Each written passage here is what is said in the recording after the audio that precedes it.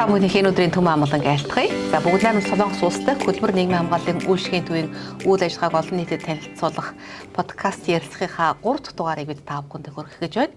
Энэ удаад бид хөдөлмөрийн харилцааны асуудлаар үзэж та бүхэнд мэдээлэл хүргэх юм аа.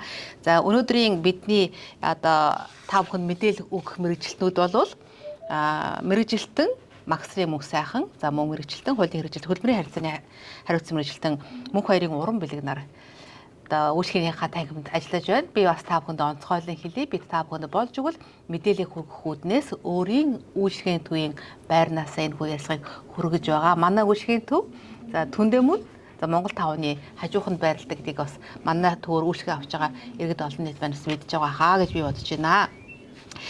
Ярилцлага хийхэд гуруулаа нэг сайн бяцхан. Ярилцлага хийхэд би бас тэг олон нийтэд бас нэг мэдээлэл хүргэе гэж бодож байна.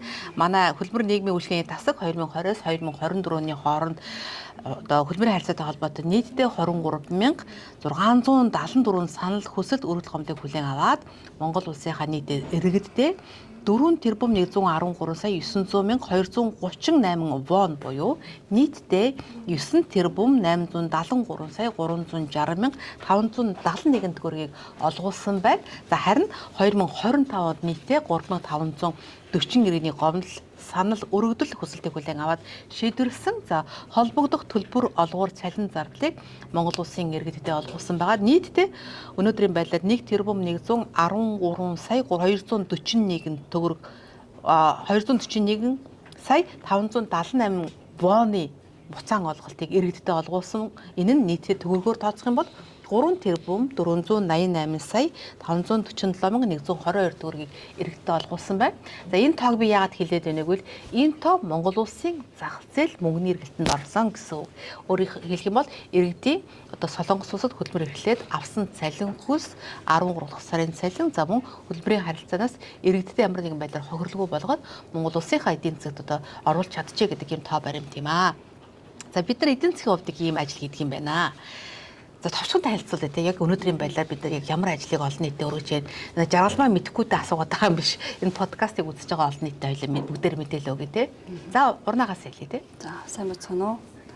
Та бүхэнд энэ өдрийн мэндийг хүргэе. За манай Солонгост хөдөлмөрийн хамгааллын үйлчлэгийн төвийн хөдөлмөрийн хамгааллын тасгаас ерөнхийдөө олгогдоогүй цалин хөлс болон хөдөлмөрийн гэрээт хэрэгдэд чиглэсэн бүх төрлийн үйлчлэгээ за түнчлэн хүүхэд гэр бүл хөгжлийн бэрхшээлд иргэдэд чиглэсэн ийм халамжийн үйлчлэгэнд тусламж дэмжлэг үзүүлэх ер нь чиг үүрэгтэйгээр ажиллаж байгаа.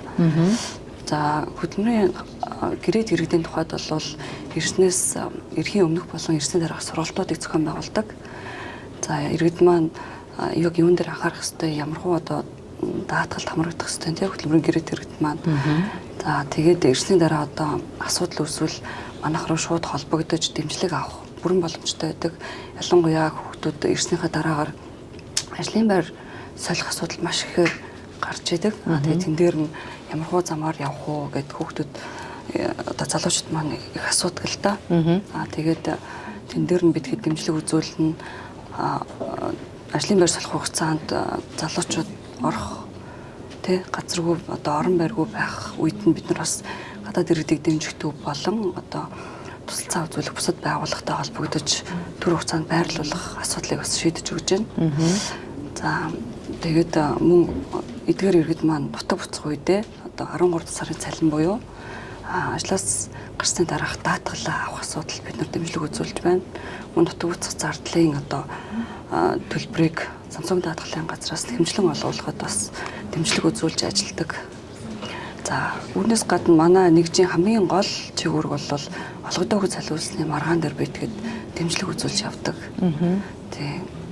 Тэр бол манай тасгийн бол дийлэнх хувь те мөксөө хэдэн үн мар эзэлж байна. Ер нь бол 80-90% тийш байгаа тийм өргөдлийн эзэлж байгаа. Ер нь ингэдэг тийм ээ. Танаа төвчин зөвхөн гэрээдэр ирсэн иргэдэд үйлчлдэг юм биш үү гэдэг асуудлыг бас олон нийт тавьдаг тийм ээ. Гүү үстэй тайлбарлая тий. Гүү тий. Визээр визний англиар ирсэн иргэдээс гадна Солонгост ажиллаж амьдарч байгаа хуулийн бүртгэлгүй иргэд гэж яддаг шүү дээ. Тэр хүмүүс болоод оюутан янз янзын визийн төрлөөс үл хамааран ажиллаж амьдарч байгаа хүмүүсийн цалингийн маргаан манай төвөр шийдэгдэхэд бид нар дэмжлэг үзүүлж ажилладаг. энэ дээр бас тоо баримт байна тийм ээ. Одоо хууль бусаар хийж ярьдаг визгүй иргэж урдаа танилцуулахгүй. Хууль бусаар хийж ярьдаг визгүй иргэж хийж ярьдаг тийм ээ. За мөн аяллаа визээр ирчээд тодорхой хэмжээний хөлмөр эрхэлчээд одоо буцаж яваад цалингаа авч чадаагүй иргэж гисэн байдаг шүтнүүд тийм ээ. Тэгэхээр тэр тал дээр тоо баримт хэлээгүй. Ер нь бол Бүнээр Солонгос улсад богино хугацааны ажил буюу одоо жуулчлалаар орж ирж байгаа иргэд маань нэг 15,000 иргэд. За оршин сууж байгаа иргэд маань нэг 54,000 орчим дунджаар оршин сууж байгаа. За тэдгээрийн одоо 3,950 10 сарын байдлаар хөдөлмөрийн гэрээт иргэд байгаа. За тэгээд бусад иргэд нь бол за 15,000 орчим оюутан гэдэг юм уу те дунджаар шүү. Тэгээд эдгээр иргэд болон одоо нийт 50 гаруй мянган монгол иргэн амьдарч байгаа юм л да. Эдгээр иргэдийн маань олгогдоогүй цалин үйлстэй холбоотой асуудал гэж бид нараас бол шийдвэрлэхэд дэмжлэг үзүүлэхэд болно гэсэндээ тусалж байна л гэж ойлгож болно л доо. Ер нь нийтдээ Монгол улсаас Солонгос улсад хуулийн яамнаас хууль зүйн яамнаас гэсэн мэдээлэлээр 58,678 гэсэн тоо байсан баг. Хамгийн сүүлд авсан тоогоор нийт иргэн Монгол улсын иргэд Солонгос улсад байна гэсэн түүний одоо 18,000 оюутан гэж байгаа байхгүй. За 5,000 хүүхэд гэл ингээл тоо харах юм бол ер нь маш өндөр тоонод гарч байгаа. Гэхдээ түүнээс одоо хөлбөрийн харилцаанд орж байгаа иргэдийн тоог нь бол бас дахиад өөртөө гарах нь ойлгомжтой байгаа. За ямар кейсүүд илүүтэй гэхэр чинь тийм одоо хөлбөрийн харилцаан дээр бид нар цалингаас гадна одоо ажиллаж байгаа иргэдийнхаа ажлын байрны аюулгүй байдлыг тийм ээ хөлбөрийн одоо аюулгүй байдлын ажиллагааны сургалтуудыг гэдэг юм харилцдаг шүү дээ тийм ээ ямар кейсүүд ер нь хөвчлэн ирдэг юм бэ? Тэгээ ер нь яг нөгөө ажлын байр солихтой холбоотойгоор хүмүүс ирчээд нөгөө гэрээнийхээ хугацаанд 3 удаа ажлын байр солих хэрэгтэй гэдэг байхгүй. Тэгээ тэрэн дээр болохоор зарим тохиолдолд нөгөө ажилтнаас үл шалтгаалan одоо ажлаас гарах шаардлага бас байдаг. Тэр нь болохоор яг хөлбөрийн аюулгүй ажиллагаа одоо аюулгүй байдлыг хангаж өгөөгүй ажил олгогч нь. Жишээл энэ дээр зүгээр жишээ олгож дуртахад жишээлбэл амьдарч байгаа байрны дотор нь одоо газны болон байдаг жишээ ч юм уу 5 м орчим. Тэр хүн болохоор угаасаа одоо газны болон одоо галын аюултай зүйл хүний амьдрах орчноос тэдэн метр зайтай гэж байж идэг бол тэр болохоор ерөөсөн хүний аюулгүй амьдрах орчин бүрдүүлж өгөх байхгүй. Тэгэхээр тэрэн дээр үндэслээд ажлаас гарах үндэслэл бас болдог. Ер нь би ийм аюултай нөхцөл ажиллаж чадмааргүй байна. Үйлдвэрээ солио. Үйлдвэрээ солио гэдэг. Тэр нь угаасаа одоо хөлбөрийн байцаагч очиод харахад угаасаа батлагдаад ингэж байгаа. Тэрнээс ажлаас гадаа гармаар байна. Толгой өглөө одоо бие захтанлаа, аллерги туслаа гэдэг ч юм уу тэр бол ажлын байраас гарах үндэслэл биш байдаг. Тэгэхээр энэ дээр хөлбөрийн аюулгүй байдлаа хангаж ажиллах гэдэг дээр болохоор ерөөсөө гагнуурын үйлдвэрт ирсэн ажилтан жишээлбэл гагнуурын үйлдвэрт ажиллаад одоо төмрийн тоосон цар дунд ажиллаж шүү дээ тий. Тэгчээд орой ирээд хувцас одоо угаалгын машинд хийхдээ зүгээр л энгийн ажилтдаг гэр доторх байдаг угаалгын машинтаа хийчдэг. Тэгээд дараа нь зүгээр энгийн хувцснуудаа угаадаг. Тэгэхээр ер нь бол тэгэл тэр чигтээ ер нь ингээл аллергитэй болж байгаа байхгүй юу? Биеийн захнал одоо ийм үсэл. Тэгэхээр тэр хүн хувь хүнийхээ үүднээс хөлбөрийн аюулгүй байдлаа хангаж чадахгүй байхгүй юу? Ажлын тэр одоо төмрийн үрц одоо тоосон цортой хувцас өөр юмд угаах хэрэгтэй байсан бол холиод нөгөө манай сэтгүүр угаалгын машин гэхээр бүх хувцас угаадаг гэж ойлгодог тий. Энэ дээр ч гэсэн ч бас бодож үзмээр хүмүүс тий одоо бас мэдэх хэрэгтэй. Хөлбөрийн аюулгүй ажиллагаа гэхээр заавал ажил болгох шалтгаалаад идэх ч юм уу тий. Тийм зүйл байдаггүй юм байдгаа гэж бас хэлмээр санагддаг. Тэгээ мөн одоо эрэгтэй ажилчид за гагнуурын үйлдвэрт иршүүлээ сая дурдаал ингээл хувцас угаахт энэ хаб яригдчихэж штэ тий.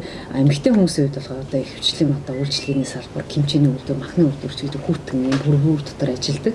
Тэгэхээр эмэгтэйчүүд болохоор одоо яа тий нөгөө шагаанаас юм дээшээ одоо усны хутлан өсөөл ингээ ажилладаг. Тийм болохоор бүр одоо тий ингээл стейт интергэл аюу олон юм яригддаг. Одоо энэс болоод би ажлаас гармаар байна гэл юм ярьдаг тий. Гэтэл тэр зүйл нь буцаад ингээд очингууд яг тухайн хүнийхээ хөлбөрийн аюулгүй ажиллагаатай холбоотой болчдөг.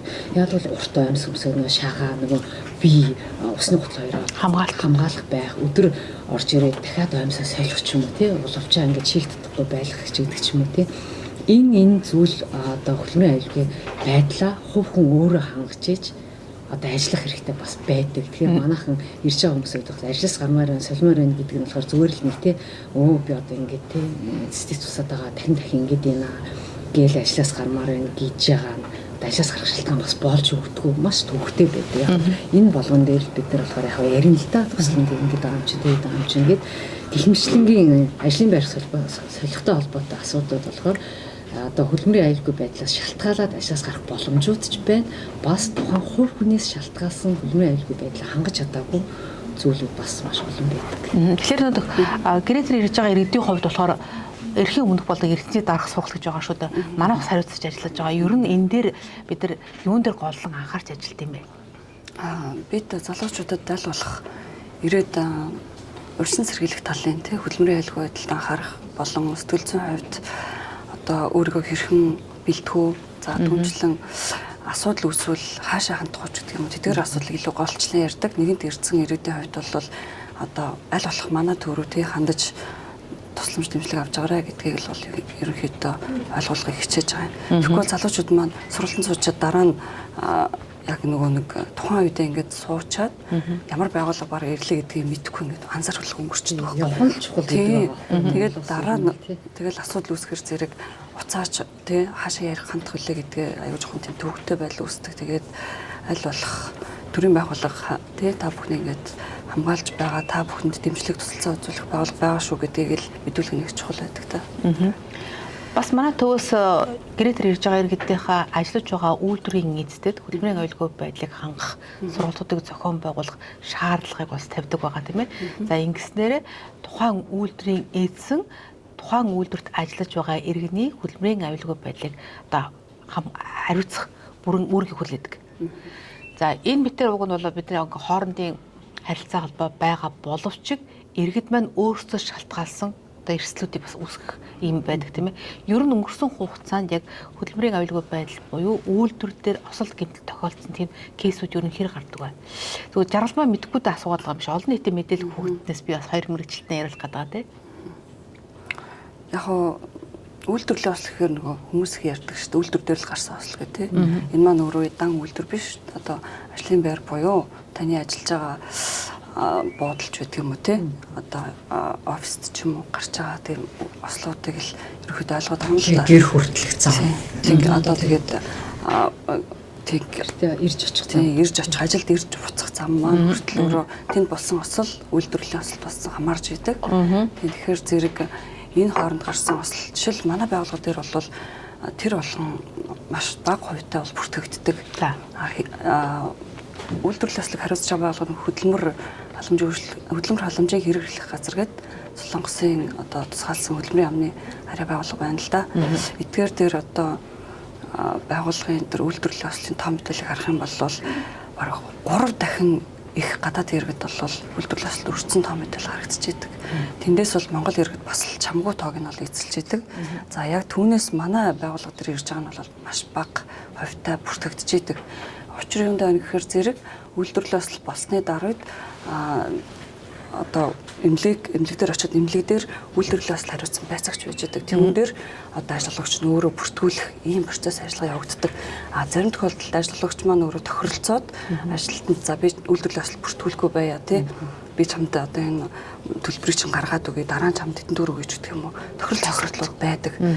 За тэгэнгუთ нөгөө Монгол ажилтан маань тухайн үед яг юуг нь мөнгөний авчаад тэгэнгუთ тэр ослоос үүдсэн дараачийн гэмтэл гэдэг маань өөрөө маш их хор уршиг болон их мөнгө зардалтай асуудлууд гарч идэг байхгүй.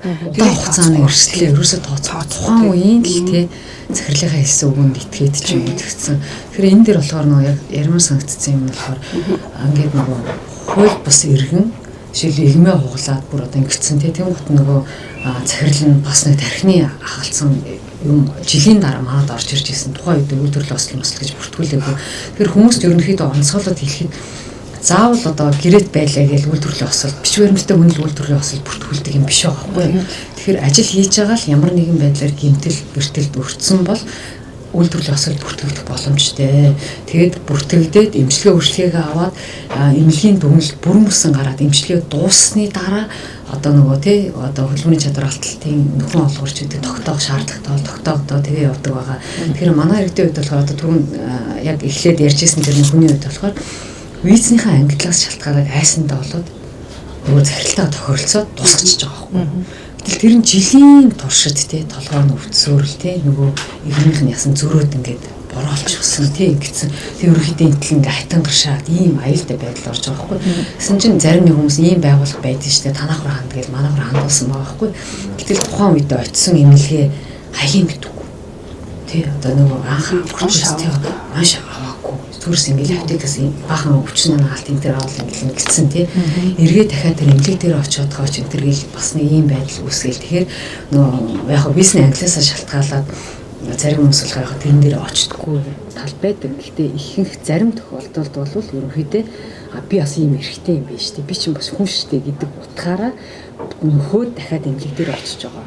Тэр хүмүүс бай. Дахиж нөгөөх нь одоо яа гэдэг вэ? Хэрэг дахиж шинээр эхэлж гин гэсэн үг шүү дээ. Тэгэхээр заавал одоо жил өнгөрцөн, сар өнгөрцөн би одоо ингэ бороолооч хамаагүй идэгсэн шүү дээ. Тэгэхээр одоо миний энэ үйлдвэрлэл бас ямар ч одоо өнгөрцөн гэж бодох хэрэггүйгээр бас та хандаад үзээрэй гэж хэлмээр байгаа хүмүүс. Бидний гол ажиллаж байгаа өнөөх олгодоогүй цалин хөлсний асуудал тийм ээ. Яагаад цалин хөлс нь олгодоогүй юм гэсүүд олноор гарч ирээд байна тийм. Манай нөгөө өргөдлийн юм бол бараг 80% нь олгодоогүй цалин хөлс эзэлж байгаа шүү дээ. Тэгэхээр зэрэг ажиллагч нар за мэдээж зуурчлагч нар дундуур нь байна тий. Тэр хүмүүс маань цаадлаасаа цалин хөлс авч чадаагүй байдаг юм эсвэл Монгол талаасаа бас шалтгаалаад цалин өгөх төлөвлөлт маш их байдаг. Тэр юу гэхээр зэрэг Монгол ажилтан одоо ажиллагчийн даалгасан ажлыг цагаат тухайд нь хийдгүүч гэдэг юм тий. Ажлаас өөрөөс шалтгаалсан одоо дутуу хийдэгч гэдэг юм уу хайж явах тавлсан хугацаанаас эрт ажилласаа гарах гэдэг юм. Тэнгууд нөгөө солонгос хүмүүс чинь яг манайхаар ирээд үйлчлж байгаа хүмүүсийн ажиллагчтай ярихаар зэрэг ерөөсөө уртаас буцаагаад идэх байхгүй. Наад хүн чинь өөрөө ажлаа яг хийх ёстой журмаар нь хийв нэгдүгээр хоёрдугаар таяж явсан тий. Гуравдугаарт цагаас өмнө ингээд намайг ингээд эрсдэл оруулаад би өөрөө ингээд бизнес хувьд аягүй эрсдэл ороод ийм байдалтай ус учраас би өөгчдөг. Тиймэрхүү тайлбарыг тавьдаг. Зарим нь бол мэдээж илт цугтах цалин хөлс олохгүй байх юм. Зарим нь бол санхүүгийн эрсдлээс шалтгаалаад санхүүгийн одоо боломжоос шалтгаалаад үнэхээр олгож чадахгүй байх. Иймэрхүү тохиолдол байна л да. Тэгээд би тэгэд аль болох ажиллагчтай ярилцаад тодорхой хугацаанд өхийг бол хүсэл тавьдаг. Тэгээд энэ маань өөрөө цаашаа явахгүй байх тохиолдол байна. Одоо ажиллагч тохиролцохгүй тохиолдолд яг одоо хөдөлмөрийн яамны харьяа хөдөлмөрийн хилцээс хэрхэн шийддэг тэр процессын дагуу одоо өргөдөл гаргахад нь манай байгууллага тусалж явдаг байхгүй. Тэгэхээр зэрэг өргөдөл гаргах процесс нь өөрөө ямар хөө байдгүй гэхээр мэдээж нөгөө нэг нотлох баримтууд хамгийн чухал байх хэрэгтэй тий. Тухайн үеийн ажиллаж исэн үеийн цагийн тооцоолж гэдэг юм уу. За тэгээд ажиллагчийн мэдээлэл, зураг, харилцаж исэн мессеж гэдэг юм уу. Ийм юм заавал нотлохонтой шаарддаг байхгүй. Яг нь манай дээр ажиллаж байгаа Монгол биш хүсэл гаргаж байгаа Монгол иргэдийн дийлэнх нь бол яг нөгөө хөдөлмөрийн гэрээгүй ажиллаж идэг. За хэрвээ хөдөлмөрийн гэрээтэй ажилладаг бол дөрвөн төрлийн даатгал төлдөг ч гэдэг юм уу. Тийм байх юм бол тэрүүгээрээ нотлогдоод тэдгээр нотлох баримтуудаа өгөөд хөдөлмөрийн яамд гомдлохоор бол бүрэн боломжтой. Тэгтэл дийлэнх иргэд маань тэдгээр материал байдаггүй учраас дандаа нөгөө харилцаж исэн мессеж гэдэг юм уу те гарч исэн үеийн зураг ажиллаж исэн хаяг одоо үеийн хаяг гэдэг юм уу тэдгэрийг манад өгч гомдол ер нь гарах юм процесс нь шатанда явдаг л да. Тэгээд хөдөлмөрийн яам дээр очиод ер нь ажлын 25 хоногт шийдвэрлэдэг. Энэ цаашаа ахаад нэг 2 дахь удаа ингээд сунгагдах боломжтой нийтдээ 50 хоног ч гэдэг юм уу те. Тэгээд тэр хооронд ажил олгогч өгөх нь байна, өгөхгүй нь байна. За өгөхгүй тохиолдолд бол энэ процесс маань ямар хуу явцтай бас явагддаг вэ гэдэг дээр манайх бас л тусламж дүүмжлэг үзүүлж явдаг байна. Энэ дээр нь тий дараагийн шатыг манай сайхан юм уу. Ер нь бид ямар шат хүртэл явах эрхтэй юм тийм ээ. Тухайн гэргэнд бид нар үйлчлэг үзүүлэхдээ шүүхийн шатанд хүртэл явах эрх бидэнд байна уу? Бид нар одоо ингэ сая урна мэрэгчлэн ярьсаар тий цалингаа авч чадаагүй. Тэгээ эхлээд яг захиралтаа яриад энэ тэр болонгот өгөхгүй байна тий. Тэгэхээр нь одоо нотлох баримтыг аваад хөдөлмөрийн яамд өргөдөл гаргачлаа. Хөдөлмөрийн яамдаас одоо энэ хүний цалин олгох зүйтэй гэдэг одоо дүгнэлт гарччихъя. Тэр дүгнэлтээр ажил олгогч өгөхгүй байхаар нь дараагийн шатанд бид нэр хууль зүйн тусалцаа үзүүлэгдэхүй танддаг. Одоо дараагийн шатны одоо эртний хэрэг үүсгээд ингээд яадаг. За эртний хэрэг бол ерөнхийдөө 3 сар орчим юм тий шалгагдаад үргэлжлээ шалгагдаад за тэндээс одоо энэ хүн одоо энэ цалинг авах эрхтэй юм байна гэд шүүхийн шийдвэр гаргад ирдэг. Тэгээгэн гоо тэр чинь бас шийдэгдэхгүй байх боломжтой байхгүй юу? нөгөө энд би яах бас нэг юм кейс ярьж өгнө. Тэгтээ олон биш л тийм бол тий олон биш. За тэгмээ шүүхийн шийдвэр гараад ирчихэнгууд тэр ажил олгогчийг одоо ингээ холбоо дээр төлбөрөө барагдуулах одоо хугацаа байгаа тий барагдуулахгүй бол дараагийн шатнд нь одоо албан гүйцэтгүүлэх одоо дараагийн шатнд ханддаг гэсэн үг. Тэгээ албан гүйцэтгэх гэдэг дээр бол одоо хүсэлт гаргаад тэгмээ тэр хүний Солонгос одоо захирлын нэр дээрх байр машин үйл хөдлөх юу гэдэг тийм бүгдийг ингээ битүүмжлээд одоо шалгаж үзэхэд байх хүн байна байхгүй хүн байна. Ерөөс дансаач хүртэл ингээ ашигладаггүй байгаад байгаа байхгүй тий. Тэгэхээр энэ компани гэдэг шиг тэрэн шиг тэгээ монголчууд ч гэсэн хэлдэг шүү дээ. Хоос өмнөөс хоёр чихийн лахын гайл байж гэдэг шиг ийм тохиолдол хүртэл Солонгос байгаа байхгүй байж юм. Тэгээ одоо 2 3 шатны одоо шатнд ингээ шийдвэр гарцсан. Гэтэл одоо ингээд цалингаар авах боломжгүй байгаа ийм байгаа байхгүй. Тэгэхээр энэ дээр манай нөгөө бид нар одоо бас бүгдээрээ л мэдчихлээ л да яг олон хүн нэг байдаггүй. Одоо яг 2 хүн бол байж байна. Гэтэ энэ болохоор хөдөлмөрийн яам дээр шалгагдаад гараад ирэхэд хуулийн этгээд байвал нэн сайн компани аж ахуйн нэгж байвал тийм гут нь Кейн буюу одоо хувь хүн одоо тэр байсан болвол нэг хувь хүн чинь дансаа ашиглахгүй өөр дээрээ ямар нэгэн одоо ийм үйл хөдлөх одоо ийм янз янзын байхгүй болвол тэр хүнээс битүүмжлээд албан гүйцэтгүүлэх ямар ч боломжгүй учраас тэр тохиолдолд жоох ингээд гацаад байдаг тохиолдол байна. Энэ хоёр тохиолдол дээр л бусад одоо хуулийн этгээд болохоор улстай мэдээж хуулийн одоо хүрээнд одоо компани байгуулад тэгээд даатгал хамрагдсан байдаг учраас Солонгосын талаас тэрийг бол ингээд гарах боломжтой шийдвэрлээд явж яг хугацаа ордог 3 сарч байна 6 байна хамгийн дээд нь манай дээр шийдэгцээ бол ерөөхдөө жил 2 сар 4 сарын хугацаанд бид нар бол яаж хийж байгаа л энэ тохиолдолд ингээд асуудлыг шийдээд өгч шүүхтэд итгэмжил хийлгээд очижсэн тохиолдол бий манайхнаас бид нар хууль зүйн тусламжийн төвөөр дамжуулдаг учраас хууль зүйн тусламжийн төвөөс өмгөөлөгч томилогддог. Өмгөөлөгч бол бид нартай шууд ингээд харьцаад явдаг. Тэгээд шаардлагатай бол ирж уулзах мэдээлэл өгнө шүү гэж хэлдэг л дээ. Энэ тохиолдолд бол яг өргөдөл гаргасан хүнээ дагуулад бид манай байгууллагын хувьд бол орчуулга хийх үйлчилгээнд бол дэмжлэг үзүүлж ажиллана. Би бас үзэгч сонсогчдоос мэдээлэл өгөхийг хүсэж байна тийм ээ. Манай мэрэгчлэтнүүдийн 70-80% солонгос хэлтэй.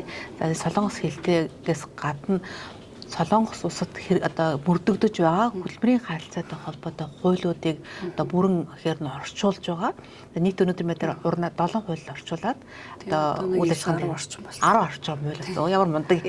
Надад өгсөн тоогоорол 7 гэдэг. 10 орчим хуулийг одоо орчуулад одоо үйл ажиллагаанд хэрэгжилж байгаа. Мэдээж хэрэг практикаар ингээ харьцах нэг өөр хуулийн орчуулга хуулиа бариад харьцах бас нэг харьцангуй өөр тийм ээ. Илүү боломжийг Монгол иргэдэд олгож байгаа гэж ойлгож байгаа. Нийт хөдөлмөрийн харилцаатай 23 хуультай байл үүдэх чинь. Ер нь бол маш олон хууль байгаа л да. Гэхдээ яг бидний яг голчилж ашиглагдаж байгаа хууль бол 20 орчим хууль байгаа юм. Тэгээд яг хууль орчуулна гэдэг маань өөрөө бид нэр үндслэлтэй ярих нөхцөл болж байгаа юм л да. Ажиллагчтай тэгээд ажиллагчтай жишээлбэл саяхан яг ихэнх тохиолдолд ажиллагчтай ингээд ярихад тий за хуулийн энд нь ингээд заасан байгаа. Жишээлбэл жирэмсэн эмэгтэйчүүд маш их ханддаг ажилтан дангаанц E9 биш өөр төрлийн визтэй эмэгтэй одоо жирэмсэн эмэгтэйчүүд нэлээд ханддаг. Тэгэнгუთ ажиллагч намайг шөнөөр гаргаж ийн ач гэх юм уу тий сайхан надад ирсэн кейс. За одоо тэгэл намайг ингээд илүү цагаар ажиллуулж байна гэл ингээд гомдол мэдүүлдэг байхгүй. Тэгэнгუთ бид нөгөө нэг хөдөлмөрийн хуулиа бариад та захирлаа ингээд хөдөлмөрийн хууль дээр илүү цагаар ажиллах хориотой шөнийн залтыг зөрчиж байна. Ингэж байна гэд айтах ярихаар маргааш нас нь ажиллахаа болчихж байгаа байхгүй. Үнэхээр ингээд энэ бол тий бас бидний ингээд үр дүн гарч байгаа юм болов гэж бид нар харж байгаа. Яг цаахнаа дээр ирсэн шүү дээ. Үнэхээр яг хуулийн зүйл залтыг бариад явахаар өөрөлтөө 13 дахь сарын цалин гэдэг нэг асуудал байгаа тийм ээ. Бас манай дээр ирж байгаа харьцаж байгаа өргөдөл өсөлт гаргаж ирээдийн одоо бас тодорхой хувийг 13 сарын цалингаа аваагүй байна гэдэг асуудал байдаг шүү дээ. Энд дээр бас нэг ямар хуу одоо тохиолдлууд илүү их гарч ирээд олон нийтэд үзэж байгаа улсуудаа тийм ээ. Солонгос улсад ажиллаж амьдарч байгаа ирээдээ анхааруулад хэлчихээр нь юу вэ? Яагаад ийм кейсүүд гарч ирээд иргэдийн хувьд бол харьцангуй гайгүй. Даатгал барьчдаг байхгүй Samsung даатгалд ажиллагч сар болго ингээд мөнгөний явуулаад өгдөг. Энэ зөвцөлттэй. Зүгээр бусад иргэдийн хувьд бол бичвэрнтэй хүмүүсийн хувьд бол харьцангуй гайгүй. Асуудалгүй тий. Тэгээ нөө бичвэрнгүй байгаа визгүй иргэдийн хувьд л яг нөгөө өгөхгүй гэдэг л ахгүй. Тэр чамд өгөх хэрэггүй чи юм хүн юм чи ингээл тэгэхээр нэг хөдөлмөрийн тухай хууль дээр одоо 12 сараас дээш ажилласан хүн 13 сар цэл авна гэдэг заалт бариад биднээс та одоо ийм биш те нэг өгөхтэй ш тэгэл тэгээ ярьдаг. Тэгээд одоо нэг түрүүн бас хэлсэн ш. Эхлээ захиралтаа ингээл яриад үздэг тэгэл жоохон асуудал хүндрээд эхлэх юм бол хөдөлмөрийн яамд нөхцөл гарч байгаа юм. Нөгөө нотлог баримтуудаа тэр хүнээс за одоо нэг хууль бусаар ч юм одоо хууль бусаад юу гэдэг те хүн ажиллаж илаа гэж бодоод за хэдэн жил ажилласныгаа чи яаж нотлох юм. Нөгөө дансны хуулгаар те тэгээд нөгөө захиралтаагаар бичижсэн чат уу тэгээд одоо би сүүлдээ ийм жишээ юу хэлж өгч байгаа байхгүй. Цагаан сарч болох юм шинэ жил болох юм. Магадгүй энэ юуг сонсож байгаа хүмүүсээ үед тий одоо ингээд 13 авандаа гэж бодож байгаа хүмүүс бол тий цагаан сар болоод чусок болоод гэх юм бол захирлаа танд баярлаа. Тэдэс тэдэ хоны хооронд тантай хэдэн жил ажилласан байна. Сануулаад байна. Хэмжиж тусссан баярлж явж гин гэдэг тий. Тэр хариу реакц ирдэг л хэвгүй тий. Тэгвэл болон тэрний дараа тий ингээд ингэж чигээл тий энийг бол ингээд яг нөгөө юм 13 сарын цалин нөгөө бичвэрэнтгүү байсан хүмүүсээ давхад баримт бүрдүүлэхийн тулд аюух хилдэг үг миний үед бол тэр ингээд биччих тий та мэдж байгаас тэгэл ингээд чичгээдэг ч юм тий. Тэр ийм юм арга зааж өгдөг. Бид нар ч одоо баг монголчлон гэдэг амаа ашиг тий. Ер нь бол тий. Гол нөгөө жилээс дээш ажиллаа нотлох хэвээр. Тэгэхээр юугаар нотлогдож байна гэхээр нотлох болдгоо тэд рүү тий. Яг хөө тэгэл бид нар хөдөлмөрийн яамд өгнө л дөө. Тэгэд аль болох нөгөө дансаар орж ирсэн мөнгө нь яг ажиллагчоосоо орж ирсэн байхыг ерөөхдөө шаарддаг. Хөдөлмөрийн яамнаас ч тэр тэгээд болохгүй бол одоо тухайн ажилдаа ирж очиж ирсэн одоо юу штэ нийтийн тээврийн картны мэдээлэл бас авдаг байхгүй. Баримт олж чаддаг. Жишээлбэл та одоо яг тэр нэг буудлын дээр буугаал одоо гэрээсээ буудал тэр ажил хүртэлх буудал чинь ингээд нэг уншуулаад явдаг шүү дээ. Тэр чигээ ингээд гаргаад өгчих юм бол бүтэн жилийнхээ гаргаад өгчих юм бол өгнө одоо хөдөлмөрийн яамд гомдлоод юм. Бизнесний асуудал байдаг. Гэрээгээр ирсэн иргэд маань одоо харлах эрсдлүүдж байгаа нөгөө талаар одоо мэргэжилтэй ажилтан болоод бизнесний ангилаас солиулах сонирхолтой асуудал байгаа. E8 гэдэг нэг бизнесний асуудал бас орж ирээд байна тийм ээ. Энэ бизнесний асуудлаар бас бид нар бас өөрийн пэйж хуудасаараа сэрэмжлүүлэг мэдээлэл хүргэсэн. Яг гэвэл иргэд одоо улирлын чанартай виз буюу E8 визээр орж ирээд цалин мөнгө авч чадахгүй байна гэдэг асуудал үүссэн учраас хэдүүл одоо бас богинохон хугацаанд мэдхэд бас нэг хугацаатай. Тэгэхээр энэ хугацаанд нэг сэрэмжлүүлэг мэдээлэлүүдийг өгдөг. Ямар одоо эрсдэлтэй мэдээлэлүүд орж ирээд тэн дээр товчхон сэрэмжлүүлэг өгч. Үгүй ямар кейс орж ирсэн бэлээ. Товчхон шүү. За. Манай одоо хамгийн сүүлд яг ерөнхийдөө ийм E8 визээр амьдарч байгаа багш нар одоо янз янзын хүмүүс аймагаас ч юм хүмүүс орж ирдэг. Ерөнхийдөө цалингийн өсөр маргаантай ажиллах нөхцөл байдал хөлбөрийн аюулгүй хангаагүй тий. Хамгийн сүүлд орж ирсэн анхаарал татж байгаа олон тоотой юу бол 22 хүний асуудал орж ирсэн байна энэ дэр. Тэгэхээр эдгээр дээр болохоор Солонгост ирснийхэн дараа яг нэг байгуулсан хөдөлмөрийн гэрээгээрээ нэг газар ажиллуулаагүй. Тэгээд олон цагаар ажиллуулсан. Эргээд нөгөө одоо илгээсэн одоо явуулсан компанитай холбогдохоор тэдний холбогддгоо та Солонгос руу гаргасан юм ч одоо болоо шүү дээ. Тэгэл наана байлдаа гэдэг тий. Тэгэхээр яг энэ дээр болохоор анхааруулж хэлэхэд одоо E8 визээр ирэх гэж байгаа яг албан ёсоор гэрээг контрактаа сайн хараач хаана очих гэж байгаа мэдээч эргээд би ийм эрсдэл үүсвэл би хэн тандах вэ гэдгийг мэддэг байгаад ирээч тий. Эргээд тэгж хэлмээр санагдаж байгаа байхгүй юу энэ бол урдааг явж юус анхааруулна. Яг хоо над дээр ирсэн кейс төр бол маш чамбай юу одоо хүлэн авахч тал нь Солонгос талын сумын захиргаа бол маш чамбай хүлээж авдаг тэр захиргаа байсан тэр ажилтныг орж ирэхээс ахуулаад одоо гарах хүртэл нь одоо хариуцдаг хамгийн гол нь цалин мөнгөний гар дээр нь ерөөсөө өгөхгүй тэр жоохон асуудал байсан. Тэгээд илүү цагийн тооцдог байсан. Илүү цагийн тооцоон дээр бол бид нар хоёр ажилтан дээр тус бүр нэг сая 3-400 мянган ваны хөлсийг бол хөдөлмөрийн яамд гомдол гаргаад авч өгч чадсан. За тэгээд тэдгээр одоо иргэд маань бас л нөгөө нэг юу гэдгийг авчаад одоо яг гарч байгаа кейс миний хувьд бол зөвхөн тийм боловч сүүлийн үед ирж байгаа мэдээллүүдээр юу гэж ирж байгаа гэхээр зэрэг та бүхэн юу яах гэнэ энэ амир ирсний дараагаар бидний илүү цагийг тооцох гэнэ нэгдүгээр хоёрдугаарт ингээд нэг газар ажиллах хэрэгтэй боловч өөр газар авчиж арбайт хийлгээд тэр мөнгө өгөхгүй бидэрт өгөхгүйгээр ажиллагч өөрөө аваад яг бид нар болохоор зэрэг юу гэдэг тохирсон тэрний 2 сая вон ч гэдэг юм те тэрийг өгж яваад наа энэ хууль ёсны юм уу ч гэдэг юм тиймэрхүү тохиолдолд орж ирж байгаа байхгүй яг энэ хэрэг E9-ний тэ иргэд байсан болвол одоо ажлын байр заасан газраас өөр газар ажилласан гэдэг хөдөлмөрийн гэрээ зөрчсөн үндэслэл болоод ажлын байрыг солих шууд үндэслэл болдог. Гэтэл энэ 8-ын хувьд болохоор зэрэг энэ маань өөрөө бас жоохон төвөгтэй байдал үүсэж байгаа байхгүй. Тэгээ нөгөө энэ амир ирж байгаа иргэдийн хамгийн гол асуудал юу гэхээр хэлний бэрхшээлийн асуудал байна. Тэгэл нөгөө өөрийгөө илэрхийлж чадахгүй тэгээ ажиллагчтойгоо одоо энэ хүн намайг эрх юм зөрчөөд байна гэдэг талаач хаашаа хандхаж шүлмдэггүй. Сүүлийн үед л манад ерөнхийдөө эрчимтэй одоо орж ирж байна л да.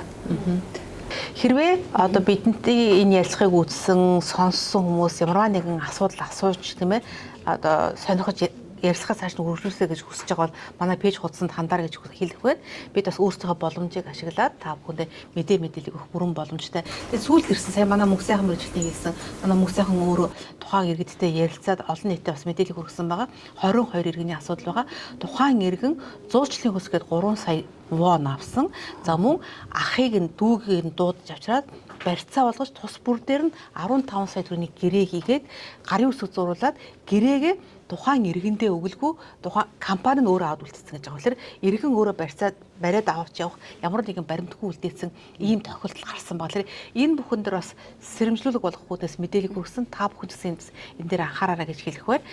Миний өнөөдрийн ярилцж байгаа сэдэв бол одоо бүгд найрамд Солонгос улстай хөдөлмөр нийгмийн хамгааллын үйлчлэгийн төвийн хөдөлмөрийн харилцааны тасгаас та бүхэндээ мэдээлэл хүргэж байгаа. Бид ер нь яаж ажиллаад байна? Ямар мэдээллийг та бүхэндээ одоо үйлчлэгийг үзүүлж байна гэдэг талаарх мэдээллийг өглөө. Тэгээд зөвхөн кейсүүдээр дурдж ажиллаж яриад байгаа нь та бүхэн танд ийм зүйл тохиолдох юм бол та бидэнд хандаж зөвлөгөө мэдэл тусламж үйлчлэг авах бүрэн боломжтой шүү гэдгээр бас хэлхийг мэдүүлэхийг зорьсоо гэдгийг та бүхэндээ дуулгая. За өнөөдрийн бидний ярилцлаганд бүгд найрамд Солонгос улстай хөдөлмөр нийгмийн үйлчлэгийн төвийн хүүхэд гэр бүл хөгжлийн бэрхшээлтэй иргэдийн асуулт хариуцсан мэргэжилтэн Магсрын мөнх сайхан за хуулийн хэрэгжилт хөдөлмөрийн харилцааны асуулт хариуцсан мэргэжилтэн мөнх хоёрын уран бэлэгнээр ажиллалаа. Бид та бүхэнд өгцөндөө мэдээлэл байгаа тийм ээ. Хүүхдийн асуудлаар, гэр бүлийн асуудлаар ер нь ямар ажил хийгээд байгаа юм бэ гэдэг одоо мэдээллийг өгөх маш их сонирхолтой байна. Хэрвээ энэ подкаст минь олон нийтэд илүү хүрч байгаа бол би дараагийн подкастаа та бүхэндээ хүргэх болно гэдгийг хэлье. Тэгэхдээ Солонгос улсад ямар нэгэн байдлаар аялж байгаа, зуучилж байгаа, тийм ээ хөдөлмөр эрхэлж байгаа хүн бүхэн бидэнд хандаж зөвлөгөө мэдээлэл авах бүрэн боломжтой шүү гэдгийг та бүхэндээ дахин дуулгая. Манай хаяг бол олон нийтийн сайн мэддэг Монгол тавны хажууд ойрхон байдаг. За түндэ мөнд байрладаг гэдгийг та бүхэн сайн мэдэх байхаа гэж бодож байна. Мэддэг нэгэнд бол мэдээллийг уламжлалшруулаарай. Мэддэггүй нэгэндээ мэдээлэл хүргээрэй гэж хэлэх байна. Тэгээд давуу байдлаа ашиглаад би та бүхэндээ мэдээлэл хүргэлээ. Та хоёртоо баярлалаа. Тэгээд болж игэл манай мөнх сайхан уран бэлэг нар маань тийм ээ өөрийн фэйсбүүк хаягаараа байгууллагын фэйсбүүк хаягаараа мэдээлэл хүргэж байгаа. Бид өөрсдийнхөө одоо үйлчлэгийн танхимаасаа та бүхэнд мэдээлэл хүргэж байгаа шүү гэдгийг дахин хэлье. Асуух зүйл байвал бидэнтэй шууд холбогдоорой. Хамт байсан баярлалаа. Баярлалаа.